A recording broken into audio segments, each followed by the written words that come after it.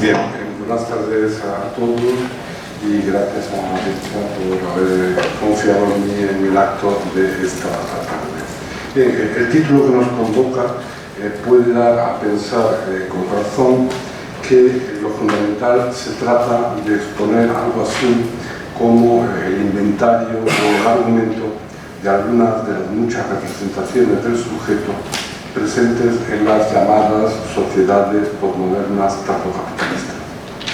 Una buena oportunidad de reparar, por ejemplo, en el sujeto fragmentado, el sujeto revolucionario, el sujeto tachado o el sujeto nómada de Deleuze, si puede seguir siendo calificado como sujeto.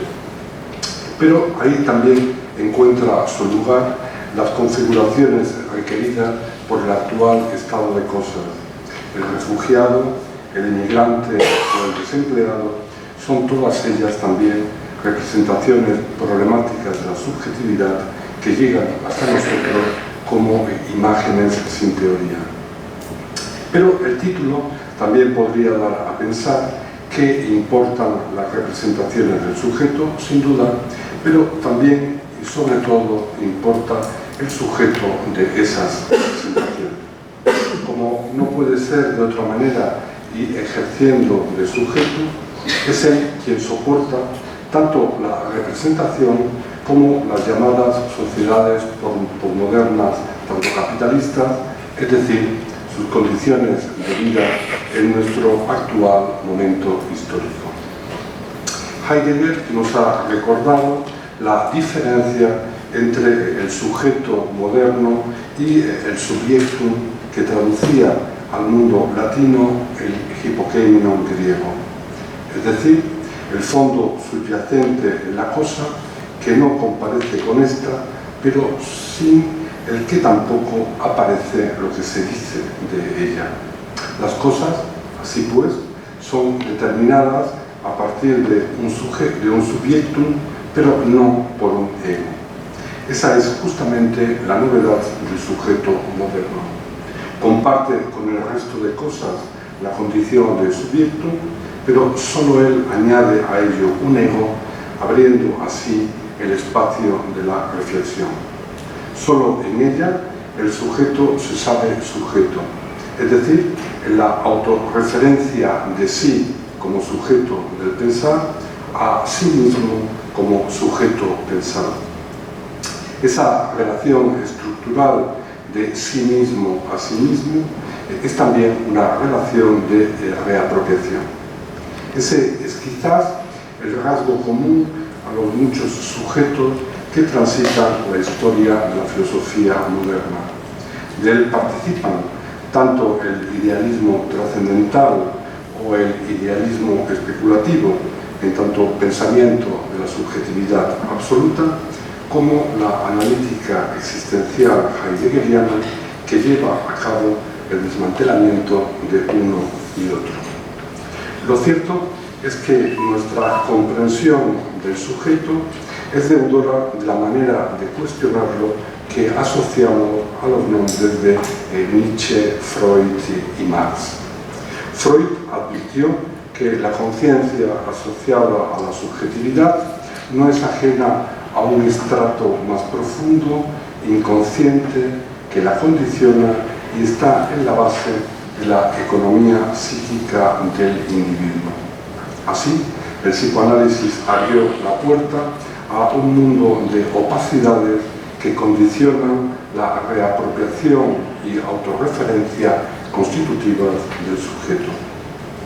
Ese mismo sujeto también fue comprendido como realidad situada, siempre inmerso en un contexto determinado por el modo de producción económica que condiciona el sentido de su reapropiación, ahora como sujeto revolucionario de la política y sujeto genérico de la historia. A la impronta del marxismo habría que sumar a Nietzsche y su relevo de la imagen del hombre propia de la subjetividad. Subjetividad que hunde sus raíces tanto en la secreta continuidad de gramática y ontología como en su compromiso con una moral y unos valores hostiles a la vida, resultantes de la alianza entre el platonismo y cristianismo. En cualquiera de los momentos aludidos, el sujeto aparece modificado, sobrecargado, casi desfondado, justo él que se presentaba como el soporte permanente que servía de fundamento a todo lo que sobre él se alzaba, es decir, todo lo que él pensaba. Ese deslizamiento que al límite conduciría a la desaparición no ha dejado de acentuarse de maneras muy diversas. Pienso, por ejemplo, en el diagnóstico heideggeriano sobre la técnica como proceso sin sujeto. La técnica no parece estar guiada por el sujeto que inauguró la modernidad.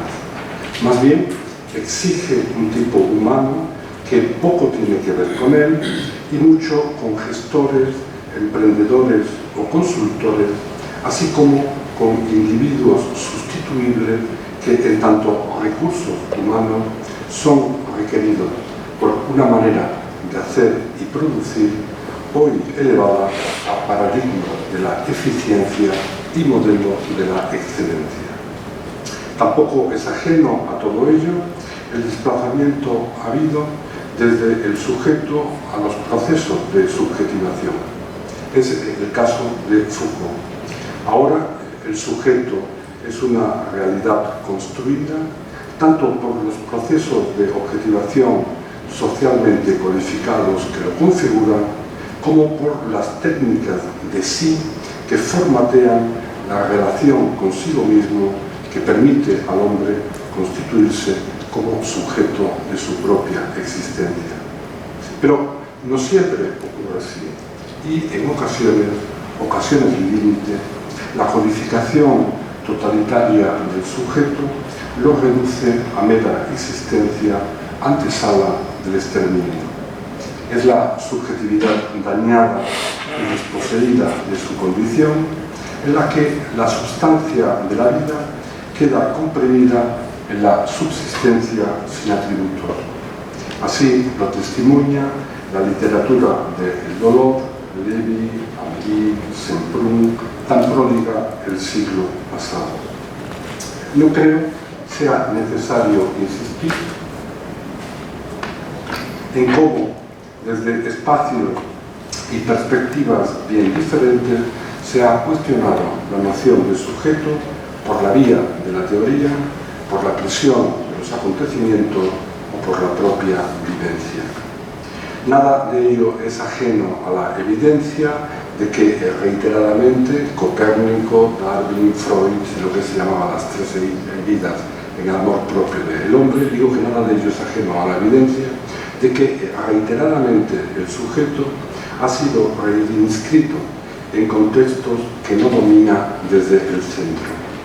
Desplazado de su lugar, recortadas sus pretensiones y problematizados sus supuestos, aparece como un significante cuyo significado claro y distinto es sustituido por un confuso amasijo de concepciones heterogéneas, acosado por experiencias que lo desbordan o sustituido por categorías como individuo, ciudadano o agente, sin que nada de ello le devuelva su lugar, restablezca sus pretensiones o afiance sus supuestos. Ha sido Ulrich Beck quien ha hablado de conceptos zombies, es decir, categorías hace tiempo fenecidas que vagan por el campo de la teoría como cuerpos significantes sin alma significado a la búsqueda de un espíritu que hace tiempo los abandonó. De seguir así, me temo que todo acabará por parecerse irremediablemente al celebrado vídeo de Michael Jackson, Thriller, en el que una banda de zombies avanza amenazadora ante, en este caso, un amedrentado cultivador de la teoría, desbordado por la ingente tarea de dar significado a los muertos vivientes significantes que la tradición le ha legado como herencia. Una herencia de difícil gestión y peor digestión. Tal cosa es lo que parece ocurre con la noción de sujeto. Todo parece venir a parar en un cierto límite por saturación de tantos como son los rendimientos, tareas y cuestiones a las que debe hacer frente. Un sujeto saturado, pues, y también suturado, cerrado por su propia lógica autónoma, la misma que hoy lo encierra en su repetición sonámbula. Pero lo que se presentaba suturado y cerrado nos llega a descosido. Sus hilos, algunos de ellos nos han conducido hasta aquí, no entretejen un tejido, un texto donde el sujeto podría darse a leer con sentido. Sin embargo, no creo que se trate de despedir al sujeto, eliminarlo o declararlo obsoleto. La cosa es más compleja y de esa complejidad quisiera hacerme cargo de manera muy esquemática. Es verdad que cabe advertir un cierto límite y por tanto un cierto más allá del sujeto. Sin embargo, no creo que estemos en condiciones de saber qué o quién viene después del sujeto, ni siquiera si sabríamos gestionar el qué y el quién al margen del régimen del sujeto, el mismo que parece se trata de relevar. En última instancia, parece que se trata de o bien acceder a nuevas formas de subjetividad capaces de integrar estratos de sentido y niveles de complejidad creciente, permaneciendo, eso sí, fieles a la estructura de la subjetividad, o bien no acceder a nuevas formas de subjetividad, sino a una forma de ser hombre diferente de la que diseña el sujeto. Que esa doble posibilidad sea planteable es quizá el índice de un cierto límite y un cierto más allá, por indeterminado, problemático o impreciso que sea, pues no puede serlo de otra manera.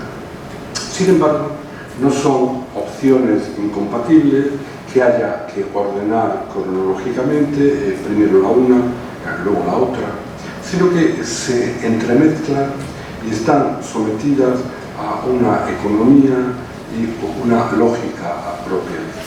Esa lógica en la que los contrarios no son excluyentes y se involucran entre sí, nos haría ver que el más allá del sujeto no es incompatible con su afirmación más que incondicional. El más allá del sujeto ya comienza con su afirmación como sujeto.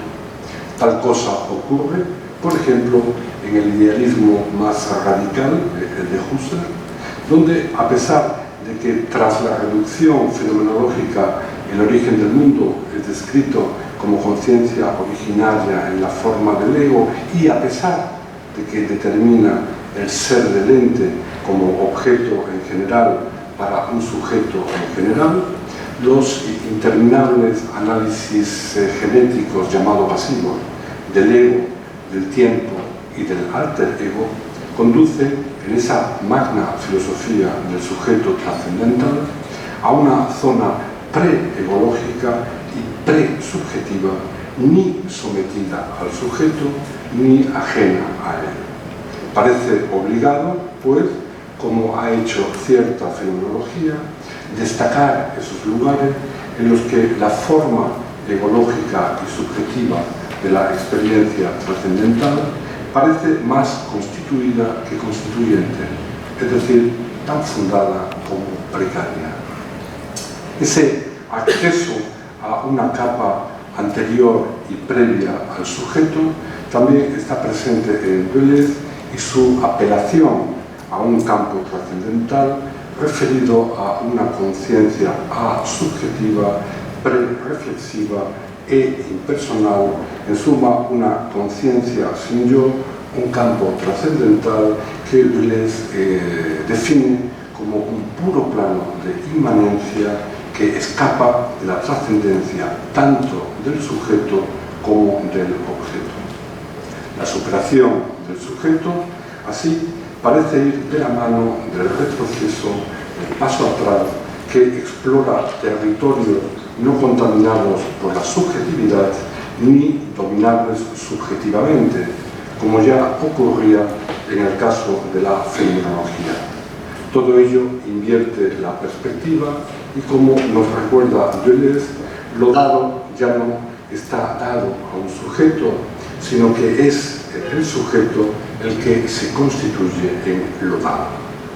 Esa apertura a un espacio no subjetivo de la subjetividad tiene formas y matices. Incluso puede ser una reivindicación del sujeto cartesiano. Es lo que ocurre en el caso de Zizek, cuando apela a una multitud presintética anterior pero constitutiva del sujeto en su lado más sombrío. Todo ello es dicho al hilo de una lectura de la imaginación trascendental kantiana en disputa con su otro gran lector, Heidegger. En disputa porque, volviendo contra Heidegger su lectura de Kant, reprocha a Heidegger lo mismo que previamente éste ya había reprochado a Kant: retroceder ante el abismo que abre la imaginación trascendental. Kant relega la imaginación a forma de la sensibilidad antes que a fundamento de la subjetividad. La cuestión es si la imaginación efectúa la síntesis de la diversidad ofrecida por la intuición pura y el entendimiento interviene con posterioridad, o si la síntesis es tarea del entendimiento y la imaginación representaría un grado inferior, una aplicación del poder sintético del entendimiento a un nivel más primitivo, precognitivo. La lectura heideggeriana defiende lo primero al hacer de la síntesis de la imaginación una dimensión fundamental independiente de las categorías del entendimiento. Zizek defiende lo segundo. Para él, la diversidad de las impresiones, la multitud presintética con que opera la primera síntesis de la imaginación, no es ajena a la imaginación, sino resultado de ella. Siempre y cuando, eso sí, se entienda esa multitud presubjetiva no ajena al sujeto, como lo que Hegel llamó en los años de Jena la noche del mundo. El poder de la imaginación es el poder de la negatividad. Disuelve, fragmenta, multiplica y escinde. El sujeto deviene así negatividad absoluta. Si a todo ello le unimos Lacan, concluiremos con Zizek que ese sujeto solo se constituye en la opacidad frente a sí mismo, es decir, sobre el fondo de la incoherencia fundamental de su inconsciente. Por eso, el acto de la emergencia de la conciencia debe ser reprimido y el inconsciente es esa represión. Sin embargo, no seguiré el trayecto que de maneras tan diversas conduce hasta el territorio de lo no subjetivo del sujeto. Simplemente me limitaré a señalar dos cosas al hilo de ello. La primera es algo que el más allá del sujeto, sea lo que fuere, no puede obviar, a saber que a pesar de su fragilidad ontológica, los fundamentos éticos, jurídicos, políticos y democráticos de la modernidad están asentados en lo fundamental en una filosofía del sujeto. El paso más allá del sujeto, de haberlo, no debería perder lo que se adquirió con él y debería hacerse en nombre de otro derecho, otra democracia, otra política, etc. Lo segundo que quiero indicar es que el sujeto moderno es impensable al margen de la liberación que, nunca mejor dicho, soporta y fundamenta. Es la liberación del marco conceptual heredado del medievo o de la prioridad de las creencias sobre el saber, entre otras muchas cosas. Pero es también el surgimiento de una imagen del hombre que toma posesión de sí en nombre de sí mismo, es decir, en el uso de su autonomía. La libertad, así, resulta ser la autodeterminación con certeza de sí mismo. Si resulta difícil pensar la libertad al margen de la referencia, por vaga que sea, a un sujeto posible, es porque el sujeto es sujeto de la libertad.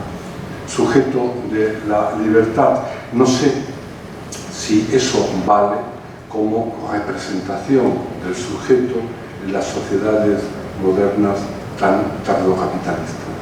Tampoco sé hasta qué punto el paso más allá del sujeto encuentra su sentido en una liberación análoga a la que el sujeto llevó a cabo en su día, o si se hace en nombre de una libertad faltante por alcanzar, una libertad que desborda al sujeto y a la que por tanto no puede atender. En suma, no sé cuánta aspiración insatisfecha a la libertad es capaz de tolerar la forma sujeto sin que aboque a una nueva configuración y por ello a una forma sin el sujeto. Sí sé, por el contrario, que hay perspectivas que no se dejan reducir en su integridad a la lógica del sujeto. Es lo que ocurre cuando la intencionalidad fenomenológica, interrumpiendo la reapropiación de sí constitutiva de la subjetividad, aboca a una alteridad inconmensurable, infinita, no integrable en el circuito de la identidad, la reflexión o el concepto. Esa alteridad es la del otro, la del prójimo, dice Levinas. De este modo, el regreso reflexivo así es cancelado o quizás mejor complicado, pues no hay identidad en mí sin la huella del otro en mí. El tránsito de sí mismo a sí mismo propio del ego ahora se ve alterado por la exterioridad de lo que quizás abusivamente llamamos el alter ego, ahora hecho valer antes en cuanto otro, alter que en cuanto ego. La identidad de sí es pues un momento derivado y heterónomo.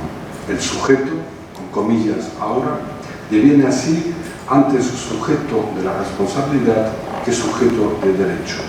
Responsabilidad, es decir, responder de y ante, pero ahora no se responde de sí ante el tribunal de la conciencia, sino ante el otro de mí. Algo similar ocurre cuando Derrida define al sujeto como la experiencia finita de la no identidad así. Se trata de una cuestión de experiencia y no intelectual, una experiencia finita, acotada, situada en el espacio de un intervalo y por ello en el tiempo de una vida. No experiencia de la estabilidad fundada en una identidad repetible, transparente a sí misma, sino en la identidad consigo que por ser paradójicamente constitutiva, constituye una identidad tan fundada como precaria. Nada de ello responde a la lógica de la autorreferencia como apropiación que guía a la lógica de la subjetividad. El desajuste estructural de sí mismo para consigo mismo hace del sujeto la forma en que filosóficamente se suple esa condición mediante la lógica reflexiva de la identidad. Por eso, el suplemento que es el sujeto encuentra su razón de ser, y podemos seguir hablando así, no en una presencia constante, sino en su falta. En el lugar de esa falta, que es el lugar filosóficamente asignado al fundamento ahora ausente, no se encuentra el abismo de lo infundado, Heidegger, tampoco la noche del mundo, Hegel, sino la distancia, el desajuste, la no coincidencia de sí mismo respecto de sí mismo, imposible de resolver en la estabilidad constante de una presencia. Solo hay sentido y sujeto, pues, cuando se pone en marcha un proceso de apropiación. Pero aun cuando el sentido del sujeto se constituye en la reapropiación de sí, eso es algo que no puede hacerse de una manera integral y completa. La reapropiación siempre es finita, amenazada e inestable. Por tanto, por principio y desde el principio, la empresa de reapropiación de sí está abocada al fracaso. Se dirige al sentido, pero ese sentido siempre debe ser ajeno, exterior y otro, es decir, no puede ser algo ya apropiado e interiorizado, pues solo en tanto ajeno, exterior y otro, cabe dirigirse a él. Nadie quiere ir a donde ya está, ni siente la falta de lo que tiene. En la reapropiación integral, si la hubiera, el trayecto de sí a sí mismo dejaría de tener sentido y de este modo es el sentido mismo lo que desaparecería. Todo ello parece abocar a una subjetividad sin sujeto. En ese caso podríamos hablar de efectos de subjetividad. ¿Por qué? Se pregunta Derrida. He hablado tan escasamente de sujeto o de subjetividad y sí únicamente aquí o allá de efecto de subjetividad. Responde Derrida, porque el discurso sobre el sujeto, allí mismo donde reconoce la diferencia, la inadecuación, la dehiscencia en la autoafección, continúa ligando la subjetividad al hombre. Fin de la cita. Todo ello conduce hasta el límite que diferencia al hombre del animal, acotando así el espacio al que filosóficamente es adscrito el sujeto. Ese espacio siempre ha sido supuesto por el hombre en cualquiera de sus representaciones o imágenes como hombre, incluida la del sujeto. Pero eso nos llevaría lejos, nos comprometería con otro trayecto y mi tiempo, que es finito, a concluir. Gracias. Muchas gracias, Manuel. Tiene la palabra entonces